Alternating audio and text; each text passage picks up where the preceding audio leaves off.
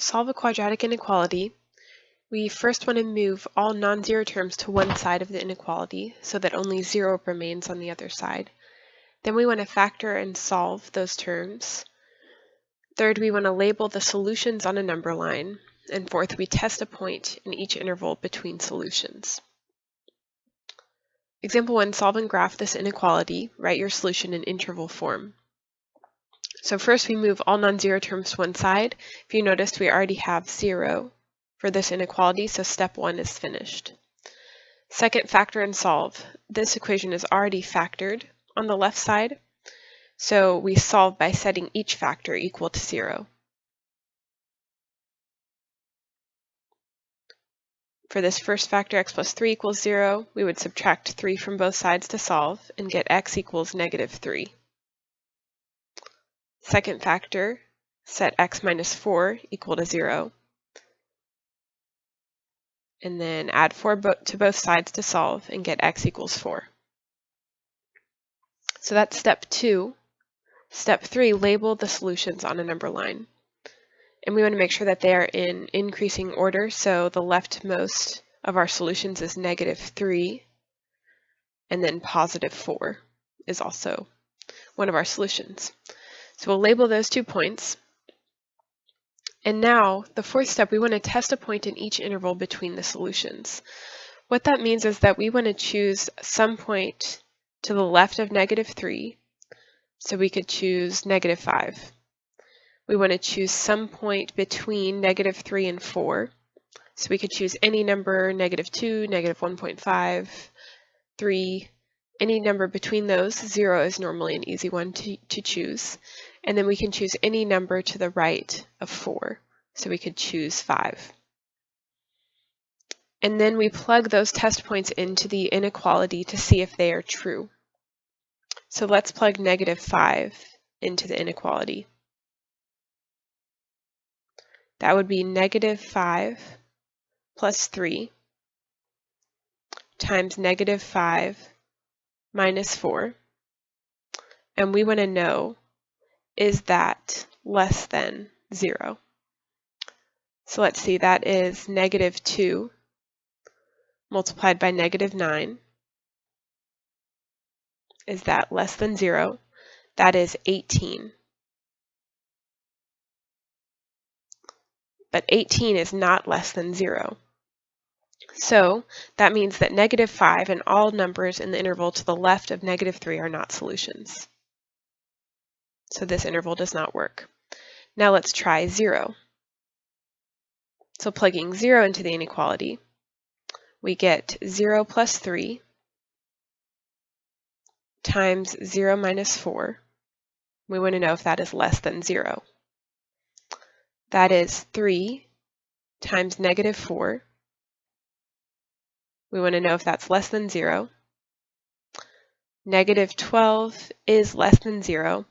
So this solution works, and what that means is that all of the numbers in between -3 and 4, all the numbers in this interval that we just tested, will work as solutions to this inequality. Finally, let's test our last interval with test point 5. 5 plus 3 times 5 minus 4. We want to know if that's less than 0. That is 8 times 1, which is 8, which is not less than 0. All of these, we were not sure if it was less than. 8 is not less than 0, so this area of solutions does not work. What that means is that the only solutions are between -3 and 4. We use parentheses to show the starting point of the interval, but since this inequality is just less than and not less than or equal to, we use parentheses instead of square brackets. So the points -3 and 4 are not included. Now the way we actually write this solution in interval notation is parentheses -3, 4. That describes all of the solutions for this quadratic inequality. Example 2, solve and graph the inequality, write the solution in interval notation. X squared plus 5x is greater than or equal to negative 4. For this example, we will need to use the first two steps, which we did not for the problem before. So move all non-zero terms to one side. So we would move this 4 to the left side of the inequality by adding it to both sides. And that would give x squared plus 5x plus 4 is greater than or equal to 0. Now we factor and solve the left side.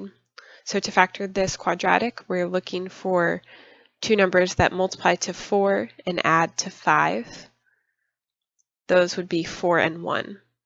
So the factored form would be x plus 4 and x plus 1 greater than or equal to 0. And now we solve the left side of the equation to find the two solutions that will be the endpoints of our interval. So first, x plus 4 equals 0. We solve by subtracting 4 from both sides to get x equals negative 4. And we'll put that number on the number line. X plus 1 equals 0. We solve by subtracting 1 from both sides to get x equals negative 1. So we'll put both of those on the number line with the leftmost first.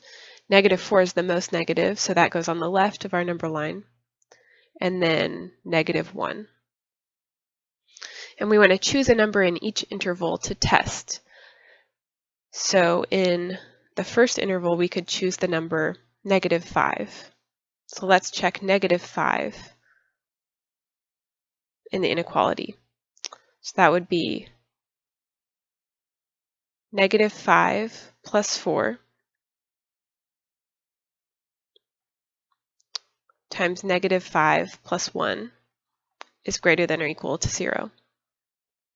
Now just to be clear, I'm checking the point in this form of the equation. However, you could also check that number negative 5 in the original or in this equation. So any form of the equation is fine to check your test points. I'm just choosing the factored form. Okay, that's negative 1 multiplied by negative 4. We want to know if that's greater than or equal to 0. 4 is indeed greater than or equal to 0, so this solution set, all of the numbers to the left of negative 4, work. Now we choose a number in between negative 4 and negative 1. We could choose any number in between them, but let's try negative 2. Negative 2 into that inequality is negative 2 plus 4 multiplied by negative 2 plus 1. We want to know if that's greater than or equal to 0. This is 2 times negative 1. That is negative 2, which is not greater than or equal to 0. Therefore, this whole area of solutions does not work. Finally, we'll check our last point, something to the right of negative 1. So we could choose 0. Okay, that would be 0 plus 4 multiplied by 0 plus 1 greater than or equal to 0. That is 4 multiplied by 1. And the number 4 is indeed greater than or equal to 0. So this whole solution area works. So all numbers to the right of negative 1 work. The only ones that do not work in this inequality are those in between negative 4 and negative 1. And now, since this inequality was greater than or equal to, we use square brackets to show that negative 4 and negative 1 are included in these shaded intervals. And the way that we write our solution is as a union of two different intervals. So this first interval, since it points to the left, it goes to negative infinity. So this interval starts at negative infinity and goes to 4. And we also have a second interval that starts at negative 1 and goes to infinity to the right.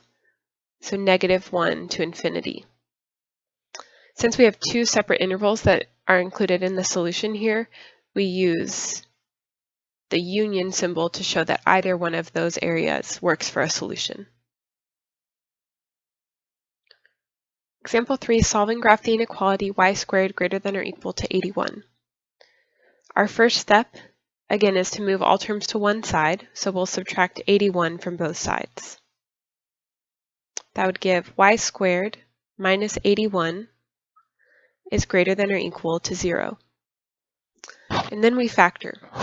If you notice with this example, y squared and 81 are both perfect squares, so we can use the difference of squares pattern, which is if we have a squared minus b squared, we can factor that to a plus b multiplied by a minus b. So here, a would be y, and b would be the square root of 81, which is 9. So this factors to y plus 9 multiplied by y minus 9, greater than or equal to 0.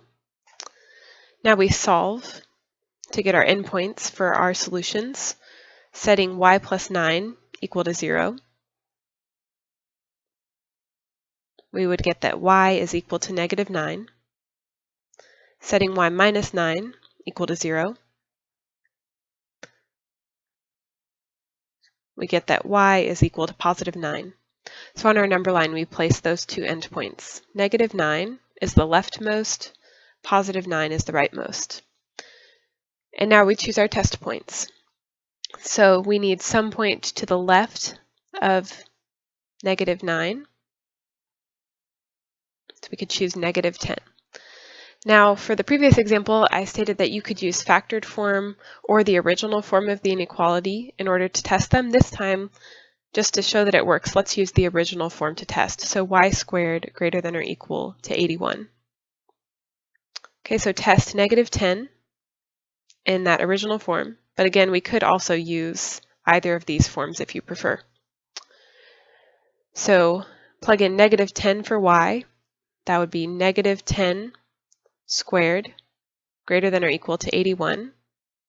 We get 100 is greater than or equal to 81, which is true. So this whole solution set works. Now we choose a number between negative 9 and positive 9, so we could choose 0. Plug that in for y. 0 squared greater than or equal to 81. We get 0 greater than or equal to 81, which is not true. Therefore, this area of solutions does not work. Now we choose a number in the final interval to the right of 9, so we choose the number 10. 10 squared greater than or equal to 81 is 100 greater than or equal to 81. That is true, so this area of solutions does work. Since this inequality is greater than or equal to, that means we use square brackets and the negative 9 and positive 9 are included in the two intervals. Now we write our solution.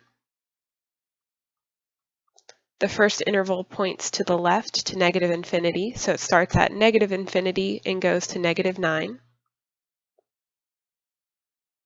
Union, the second interval starts at positive 9 and goes to the right to infinity, so the second interval is 9, infinity.